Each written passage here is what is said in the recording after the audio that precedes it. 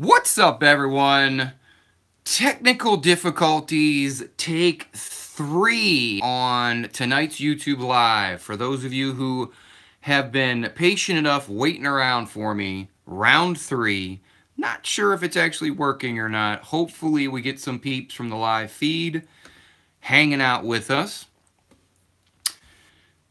Weekly heysean YouTube Live, fraught with technical difficulties. Ah, yes, thanks, Tish. Finally working. Don't know what was up with that. Might have been my phone, might have been the internet. I give up. I really don't know. All I know is that it's working now, and we're going to go ahead on with the show. For those of you that don't know me, have not heard of me, haven't hung out with me before, my name is Sean. This is the heysean YouTube Live. Pulling up the live feed so that we can chat a bit. Yeah, I maybe it was the snow, Tish. Yeah, for those that have been watching my Instagram or any of my social media feeds, I live in an area of the world that has received national news because of the recent snowfall. The short version is we got 5 feet of snow. Yes, 5 feet of snow in 48 hours.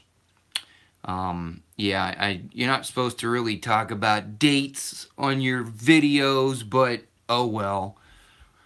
Christmas Day into the next day, my area of the world, my town, we received 5 feet of snow in 48 hours, 2 days' time.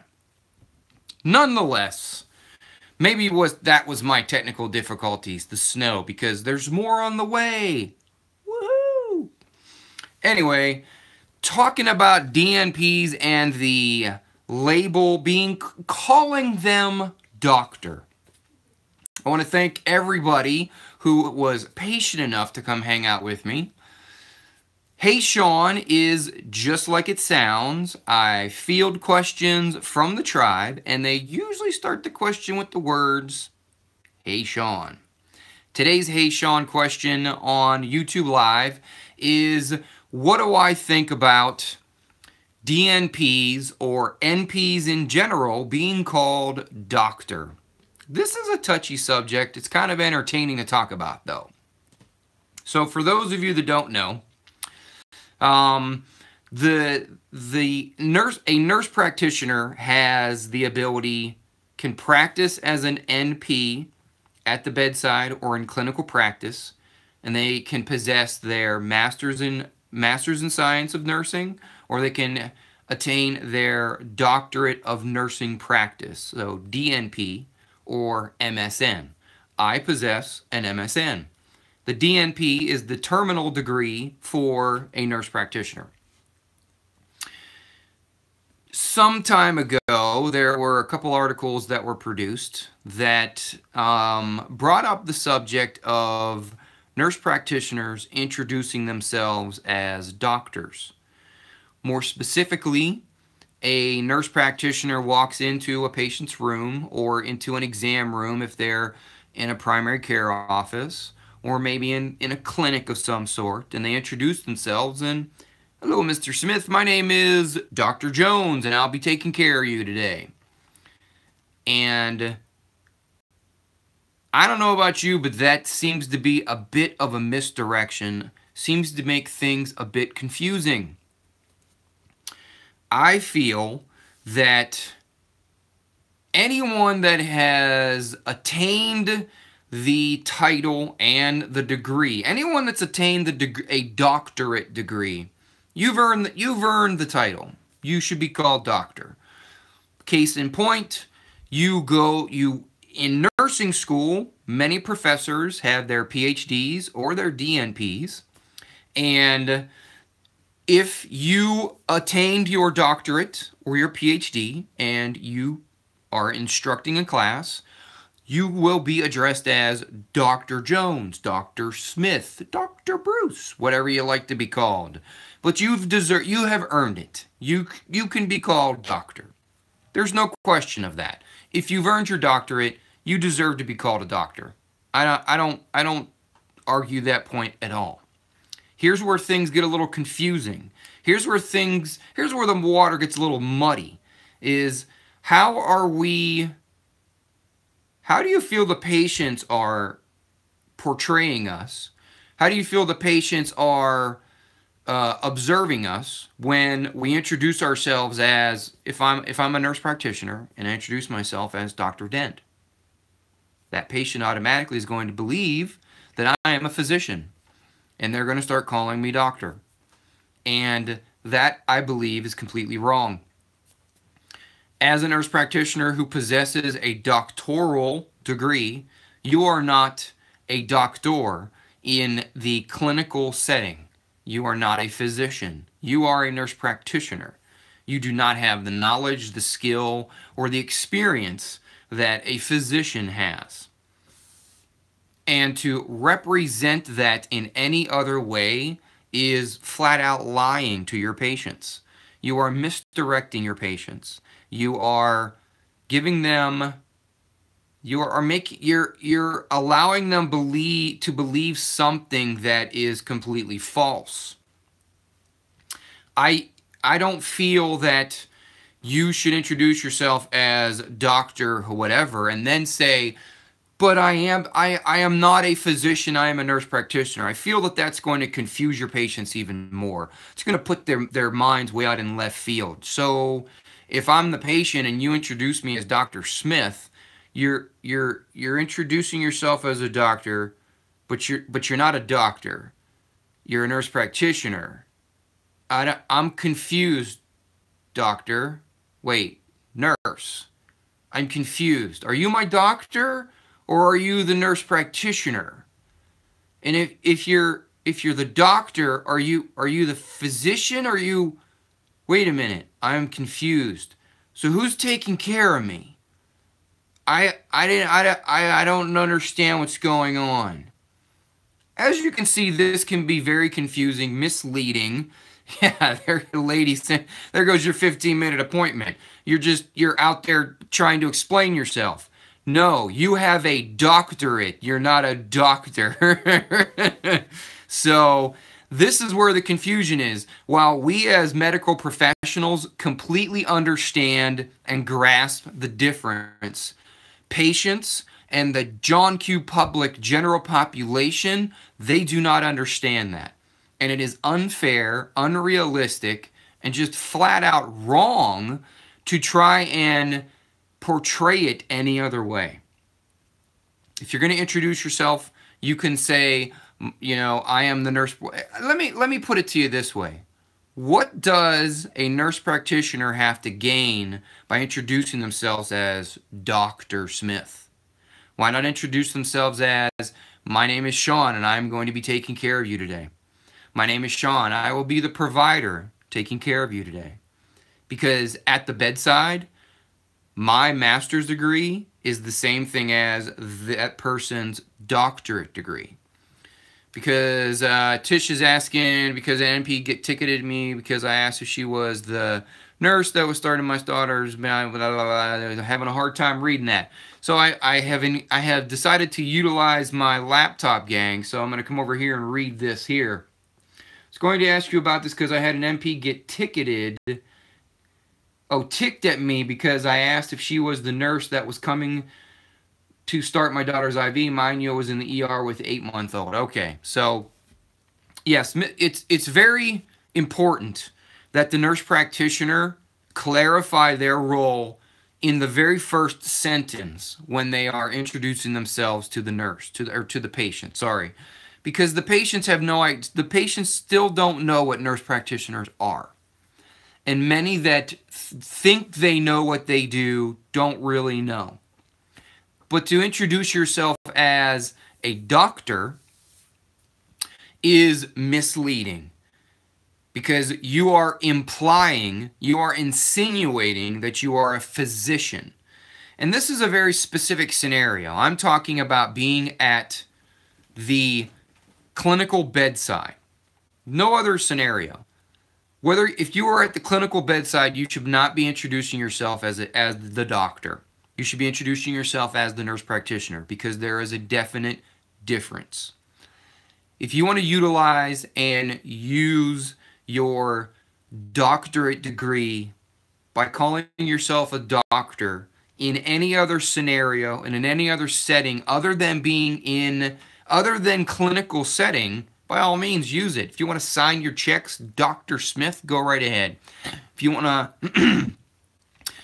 to sign your paperwork, you want to sign all of your resumes, you want to sign anything to your heart's desire, you can put doctor in front of it, because you have earned it. You've worked your rear end off to acquire your doctorate degree, but you are not a physician.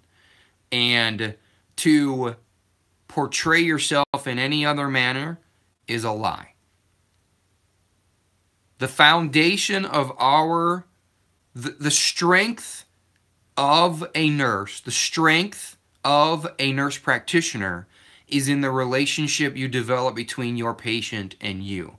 The relationship between patient and clinician, patient and nurse practitioner, is based on trust. And you are not developing, nor are you establishing a line of trust by telling your patient, you are a doctor, oh, but wait a minute, I'm not a physician. They don't have that kind of education and knowledge to understand the difference. So it is not your job to profess your degree. It is your job to care for them, regardless of what your title is. If you got your doctorate, you became a DNP, if you wanted your doctoral degree so that you could be called doctor, you're in the wrong line of work. You should not be at the bedside. You should be in the academic world teaching, because portraying yourself as a physician when you are not, that's just wrong, man. That's just wrong. All right. Seems that the tribe has, it seems the tribe agrees with me on this one. That if you're going to utilize the term doctor, you better not do it at the bedside. You better not do it in a clinical setting. Lady T says that's the thing with some NPs, even without the DNP, some of them don't even want to be known as a nurse, even though they are. Well, yeah, I guess I would agree with that to a degree. Lady T saying that some nurse practitioners are trying to completely step away from the world of nursing. They don't want to be associated with being a nurse, and that's just wrong. That's where you learned what you learned. That's why you do what you do, is because of what you did as a nurse before you became a nurse practitioner. Had a couple more people commenting here.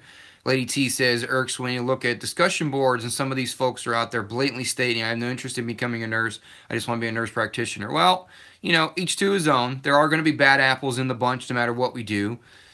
Faith says, doctor is only a title, not anything more than that. You know what you work for a degree and you chose to become a nurse. I say be proud of your profession and not the title of the doctor. You can be proud of the title of being a doctor.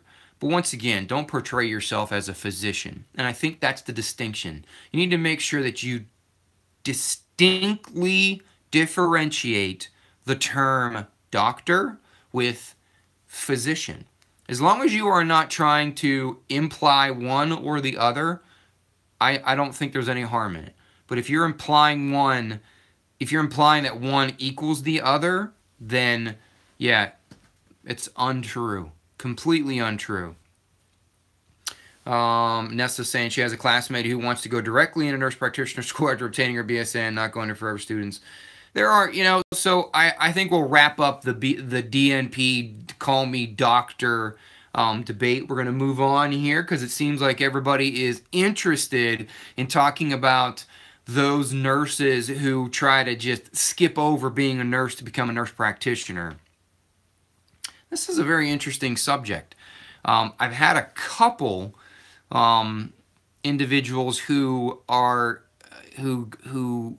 reached out to me and are interested in becoming an NP, but they don't have any interest in doing the work ahead of time to become a nurse. You got to be a nurse before you can be a nurse practitioner, and you got to be a pretty damn good nurse if you want to be a nurse practitioner. Because in order for you to advance your degree, you're going to have to master and become as much of an expert in performing the art of nursing before you can become a nurse practitioner. Sure, I think that once you become a nurse practitioner, you're going to flirt on the line between medicine and nursing. That is my job. I am a nurse practitioner. I am a nurse that actually diagnoses. I actually prescribe diagnoses. I diagnose medical conditions. That is not something that a nurse does. That is something a nurse practitioner does. It is something that an advanced practice nurse does. So, in order to do that, though, you have taken a different path. It's just like when you have that resident who's a first year, second year, third year resident. They don't know jack. They don't know squat until they've gone through the ranks. Well, as an NP, going through the ranks is going through the ranks as a nurse. Let me move over here to the comments here. I was going to ask you about this, so a couple more people asking. I'd be terrified to go straight into NP school. I want to become a seasoned nurse before I even step into that ballpark. Faith, I would agree. I have discussed this quite a bit in other videos, in many of my heysean videos, talking about how soon should a nurse wait before they become an NP or they go in NP school. What's the minimum amount of time a nurse should be in nursing before they apply and become an NP. Lady T says she's been a nurse for 12 years and she's just now deciding to go back to do her ACNP, which is awesome. Way to go, Lady T. I would want to put at least 10 years in before considering an NP. Will not make good prices. Yeah, so here's the thing. I'm on the fence with this one. I believe that anyone that wants to become an NP, they need at least 5 years of experience as a nurse. Total time working with getting your hands dirty as a nurse. I think I only say that because once you become an NP, life moves pretty darn fast. If you can imagine what it was like when you first started when you first did that first job as a registered nurse, that first time you step into the role as an NP, it's like 100 times worse. It is absolutely 100 times worse. Now, here's the argument. The argument is that NP school is averaging about 3 years. If you do your master's or you do your doctorate or you do a RN to MSN, RN to DNP, BSN to MSN, RN to DNP, there's multiple routes, but on an average, DNP program, in order to attain the licensure to become a nurse practitioner, takes roughly 3 years of schooling. So you could argue that if a nurse graduates from nursing school with their bachelor's and they immediately apply to a nurse practitioner program, they're going to have a minimum of 3 years experience under their belt, of varying degree. So one could argue, in the worst case scenario, that a brand new green behind the ears nurse graduates and applies to NP school, gets in NP school, and starts going to NP school. And then they decide that they only want to work part-time. They only want to work per diem. So those 3 years of schooling, they really only amassed maybe a year. Excuse me. So is that enough experience to be prepared to start as an NP? I don't believe it is, but it can be done.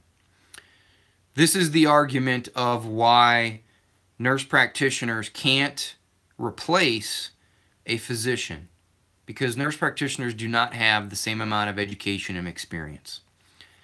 There are pathways for nurse practitioners to make shortcuts, like the example I just gave. You can have a nurse who goes into a 4-year degree program, into a bachelor's program, BSN, and let's just be generous and say that of the 4 years that they were in their bachelor's program, they might have spent a total of a year at the bedside. They might have spent an entire year directly administering patient care. And this is at the most basic level. We're talking about learning how to do subcutaneous injections and pass meds. Okay, super basic things. We all know how basic the first level of nursing school is. All they're doing is graduating you so you can take an exam. So if you were to try and go and get your NP right out of getting your bachelor's, you arguably could get by with maybe 5 years of experience. And, well, no, let's take that back. So you arguably are in school, you're in your BSN for a total of 4 years. And then you're in your NP school for a total of 3 more years. So on paper, you have attended school for 7 years. 7 years of collegiate education, didactic education, 7 years minimum. Of those 7 years, you could get by simply working part-time or per diem. You could get by minimum. You could scrape by with less than 2 years of patient care experience. So a seven years of schooling and 2 years working at not the bedside, but 2 years working with patients, providing direct patient care. And now you're going to start prescribing scheduled narcotics. You're going to start prescribing antibiotics, because guess what?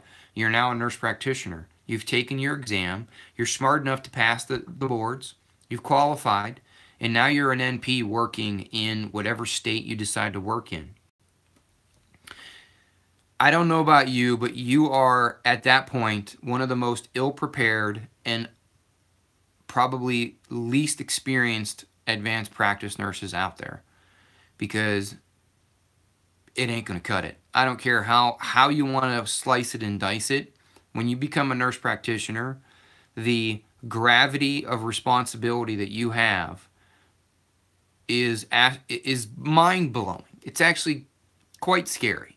So I feel that you should have a minimum of 2 years experience, maybe 3 years, up to 5 years of experience before you even go back to get your NP, before you go back for your advanced education.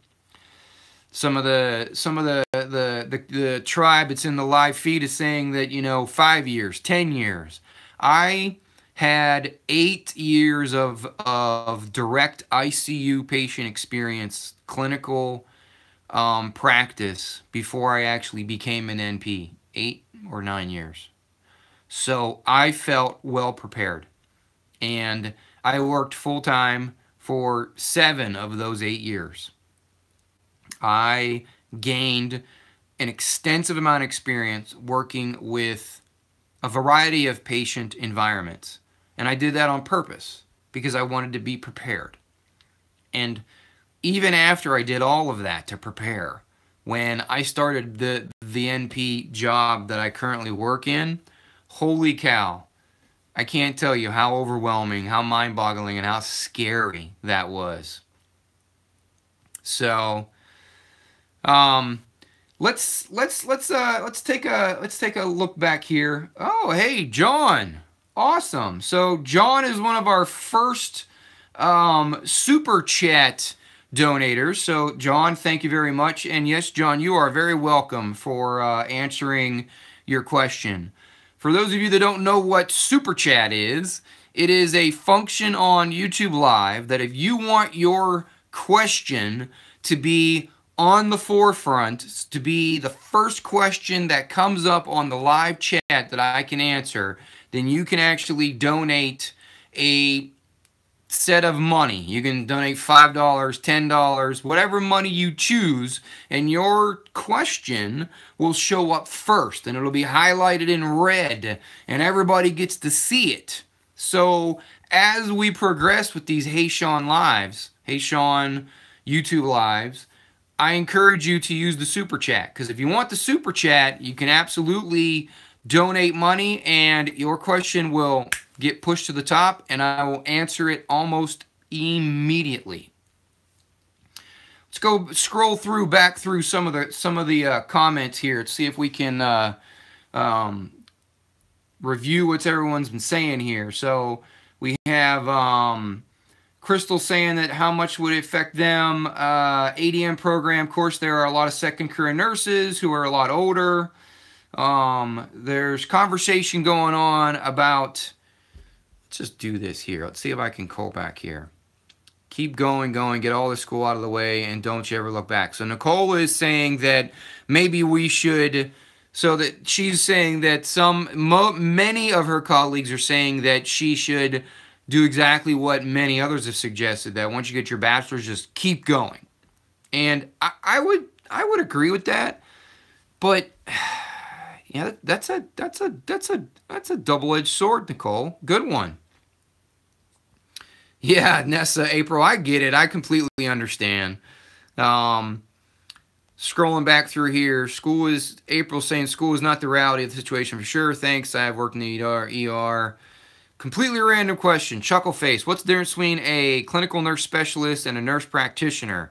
Chuckleface wants to know the difference between a CNS and a nurse practitioner. The biggest difference is that a nurse practitioner has prescriptive authority and has the ability to diagnose medical conditions.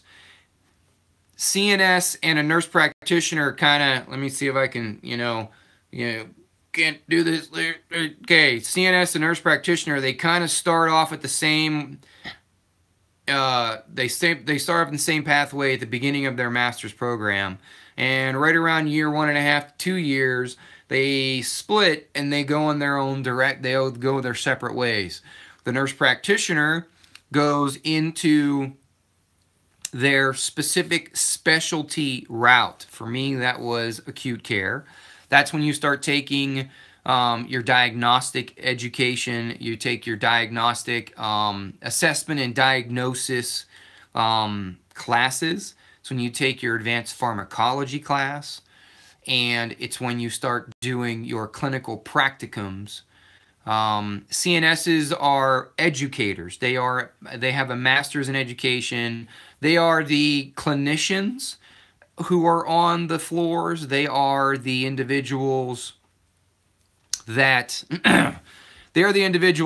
are program directors. They are in charge of like clinical education. Sometimes they call that what's the term I'm looking for? Can't think of it right now.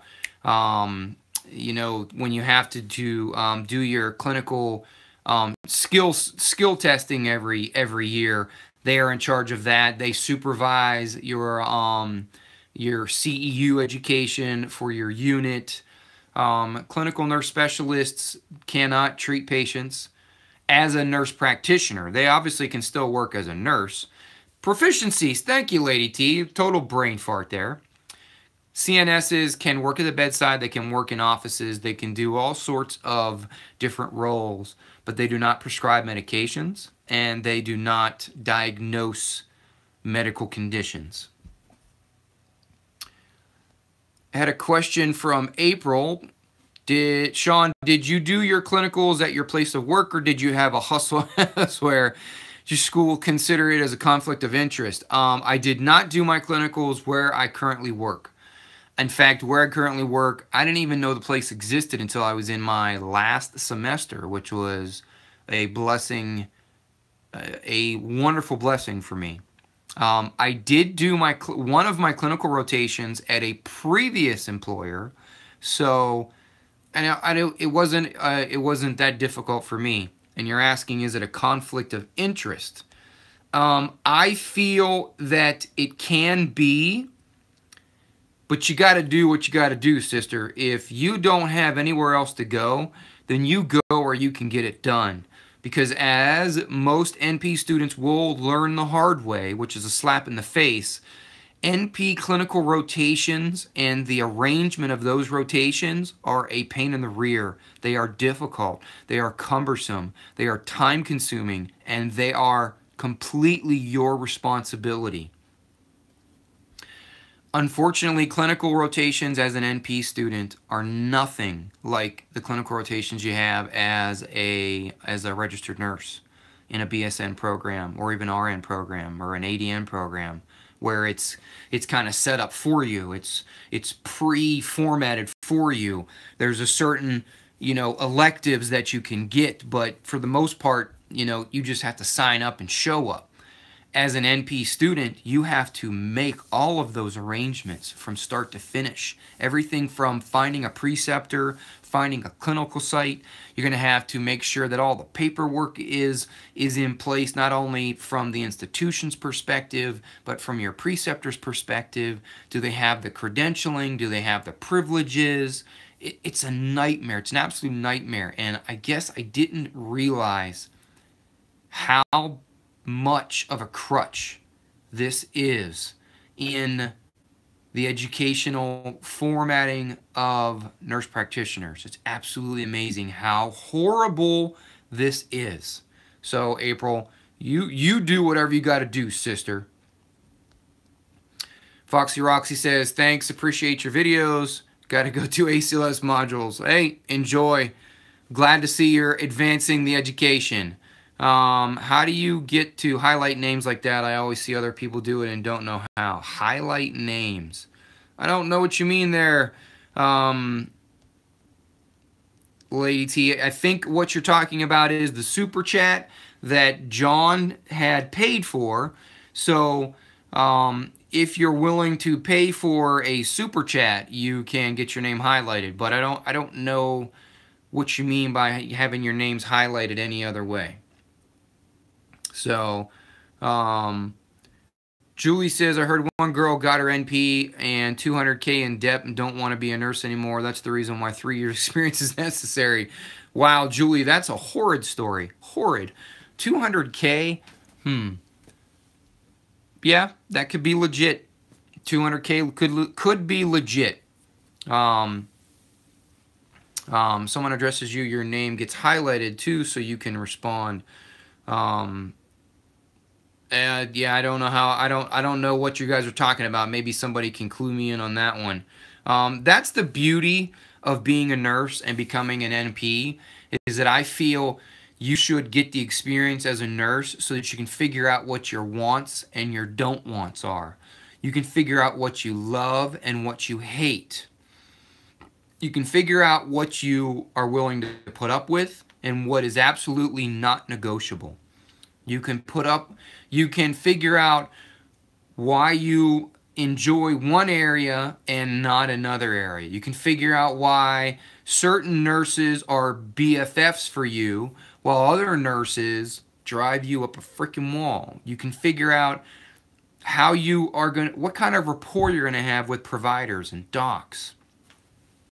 So I think that's another reason why, and that's exactly what someone said in the comments there, is you get your experience so that you can learn what it is you really want to do. Because the hardest step to becoming a nurse practitioner is figuring out which lane to pick. And if no one has seen that post of mine, you should probably check out freshnp.com or go to my blog and read the blog I wrote about picking your lane. Because as a nurse practitioner student, as a nurse practitioner, you now have to pick a lane. You now have to pick a specialty before you start. You can't just become a general NP and then decide a year 1 or year 2 or year 3 that, oh, I'm just going to go ahead and become acute care. Or, oh, I'm just going to become family. I think I'm going to go do neonatal. Or, I'm just going to do pediatrics. You actually have to know that decision before you start. And how many, so April's asking me how many central venous and intubations did I do before I was on my own. That is completely facility specific. So in the state where I practice, intubations are never independent, or at least in the facility in which I practice. Intubations are not viewed as independent. You have to have supervision at all times. And quite honestly, you always, always, always, always, always, let me say it again, always want to have backup when manipulating airways. Because the first time you have an airway go bad on you is the last time you want an airway going bad on you.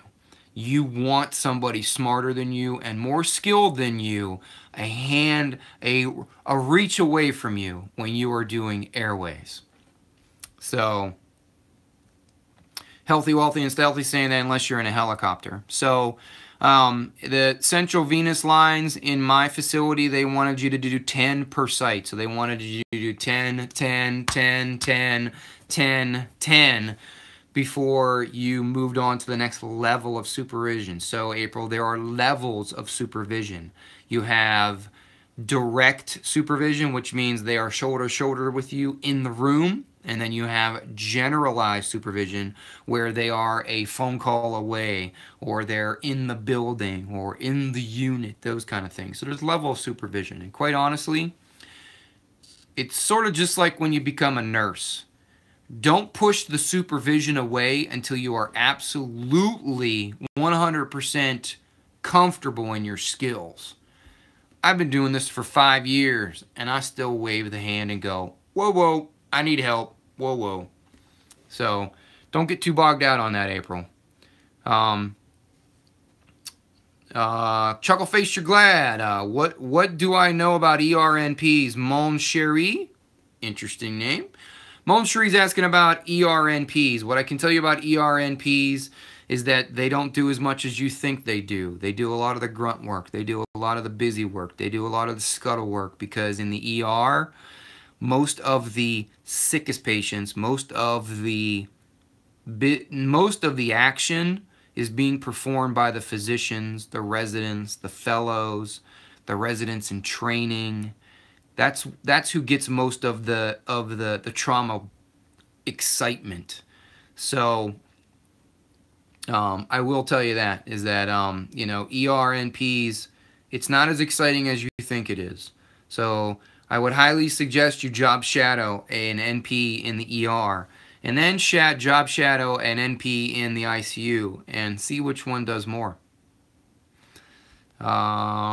Dalton says, loves my videos, been watching since day one, just finished 3rd semester nursing school, and it has pointed me toward my original goal of surgeon. Any thoughts? As in, Dalton, you want to become a surgeon, or you want to go into surgery? You're gonna have to be a little bit more. You're gonna have to clarify that one, Dalton. That one's a little confusing for me.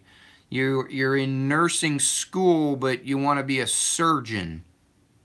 Gonna have to clarify that one, buddy. Sorry.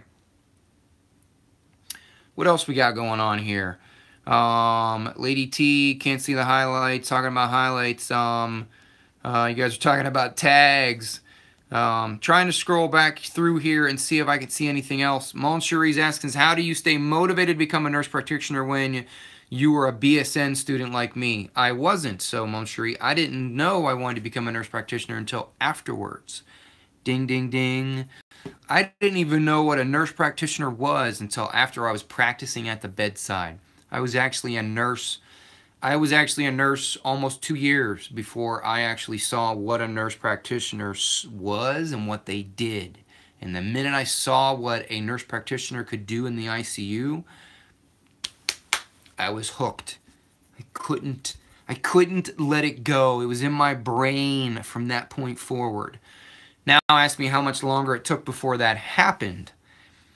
I was a nurse at around year 2. I worked another 3 to 4 years at the bedside before I actually even applied to go back and get my BSN. And then once I got my BSN, I just kept going. Let's see here. Should you get ICU before it? Betty Goodwin's asking, should you get ICU experience before becoming NP? If you want to become an acute care NP, Betty, then yeah, you should probably work in the ICU. Is it a requirement? Absolutely not. It is not a requirement, but it is I highly suggest it, because when you become an NP in the ICU, you got to know everybody's job, especially the nurse at the bedside, because you are the linchpin between the physician and the nurse. And as you know better than anybody, nurses see patients more than anybody. So when you start managing critically ill patients as a nurse practitioner, and you're diagnosing, you're treating, and you're directing care, and you're running codes, and trust me, running a code is very different than being part of a code, and you're running codes, it's a very different ballgame. So you want to have a lot of, if you're choosing to be an NP in the ICU, you really should spend time in the ICU as a bedside nurse.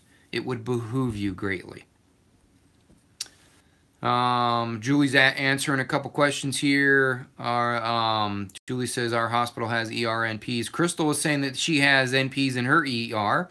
I'd be curious to see what they have to say about their functioning in the ED. A couple more questions here. Yes, Julie saying that ERs have physician assistants. So the ER has both. They have NPs, they have PAs. But you got to start thinking about what they actually do in the ED. And maybe I'm offending somebody, I don't know, and I'm sorry if I do, but I didn't want to spend my days treating the sniffles, the coughs, the triages, and seeing all of the bloody noses, and seeing all of those non-emergent things that come through the ED.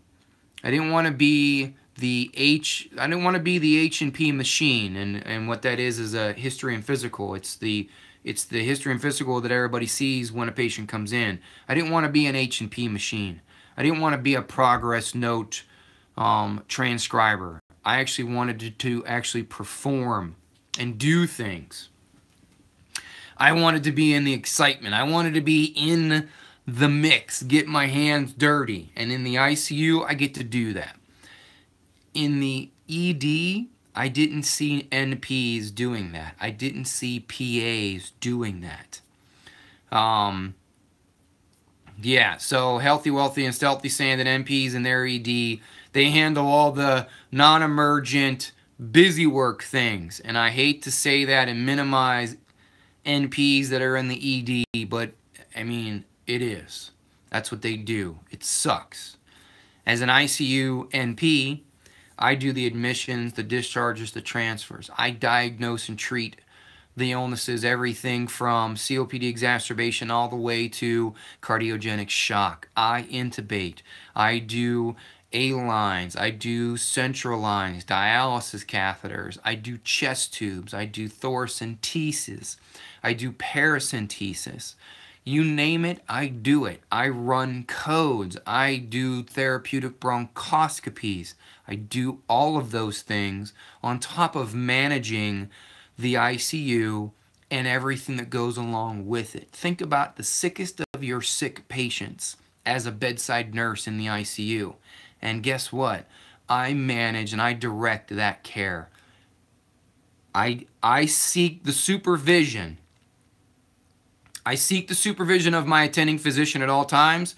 I'm here to tell you I cannot do my job without my physician partners, because the job I do is freaking hard.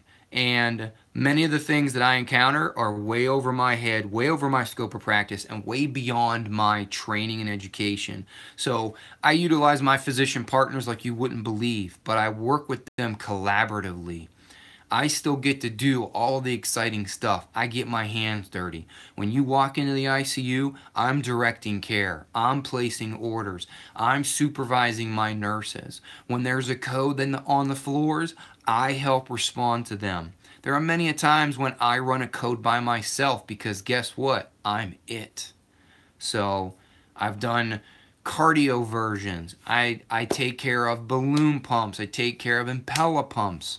Take care of people who are in rotoprone beds, who are in severe ARDS, who are flipped on their stomach, whether in a rotoprone bed or not. CRRT, we take care of swan cat, I mean, you name it. Open hearts, I do it all. I've taken care of patients and managed and directed the care of patients who are in multi-system organ shock. When we're talking about patients who are on so many drips that you can't even get to the bedside.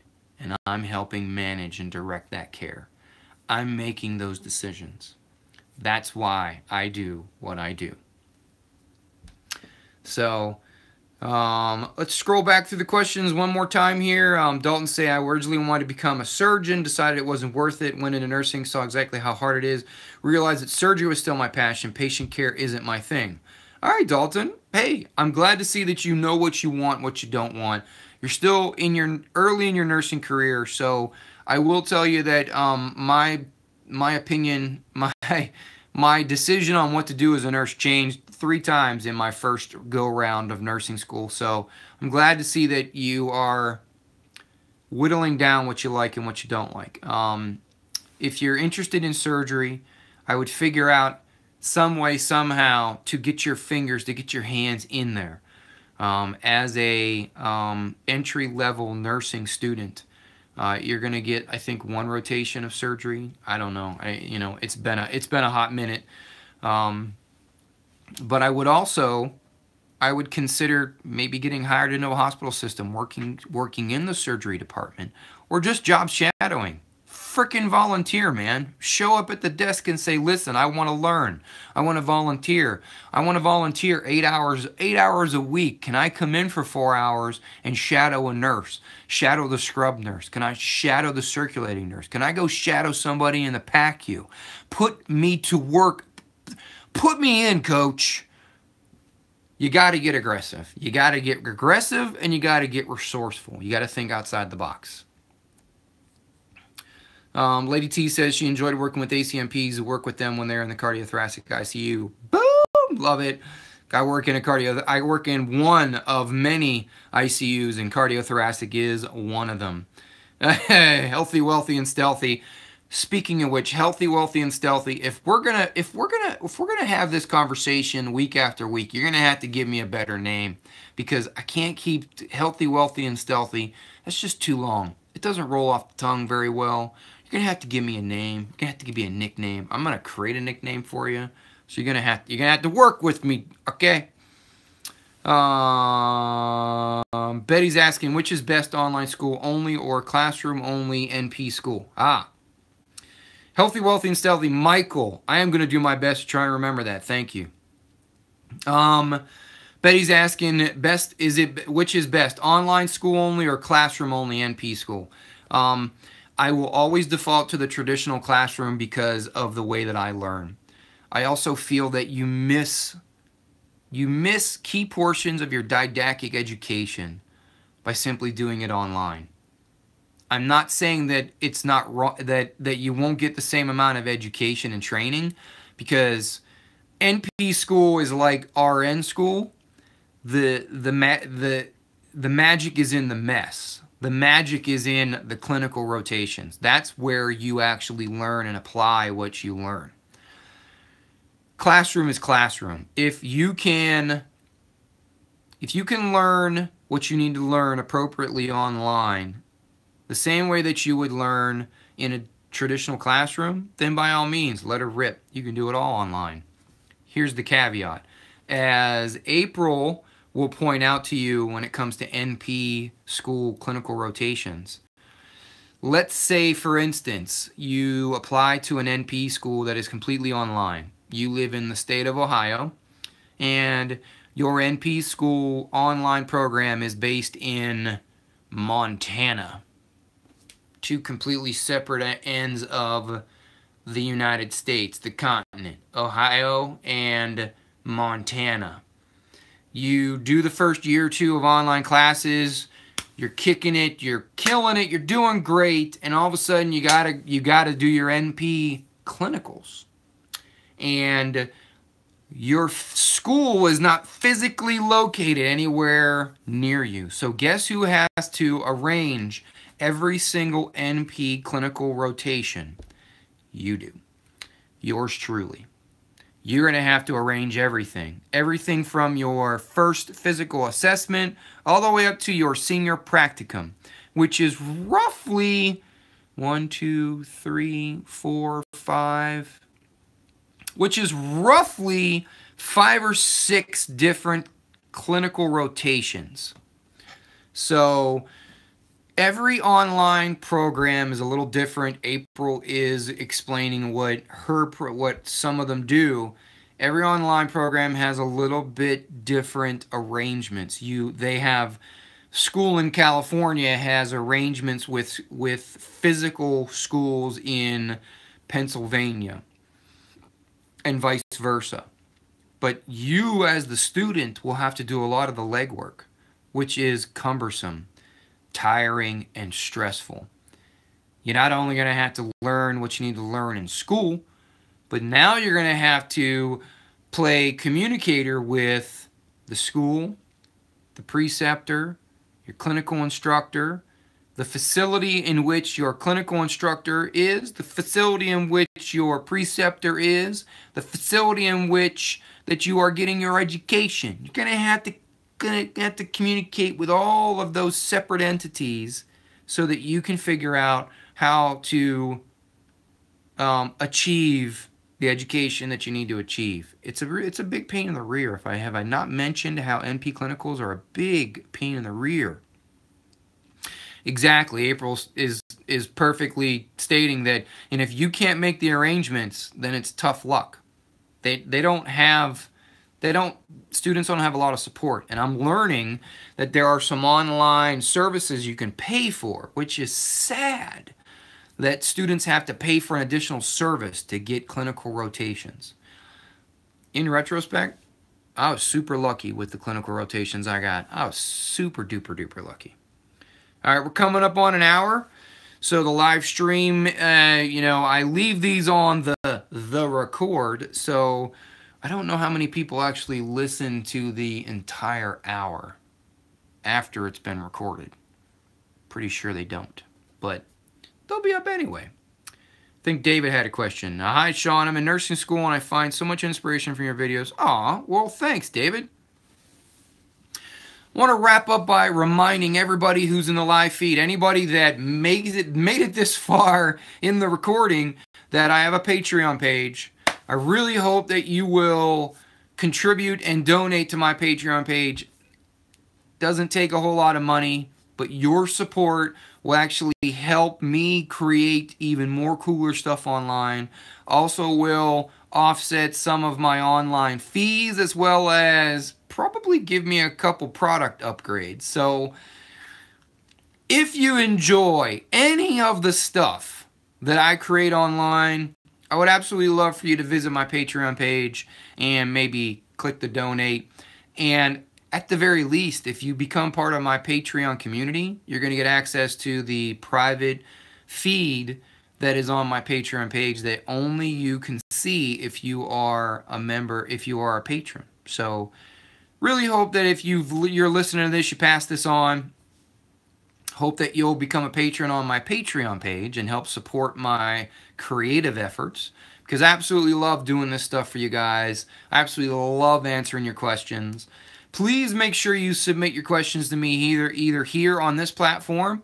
I'm also starting to field questions from the tribe on my Tumblr page. I've actually renamed my Tumblr page Hey Sean. So if you have questions that you want to submit, you want me to answer, either through my videos or here on the YouTube Live, please make sure you send me your questions. Any last minute thoughts on the DNP, calling them doctors, and talking about NP clinicals? We chatted a little bit about online versus traditional.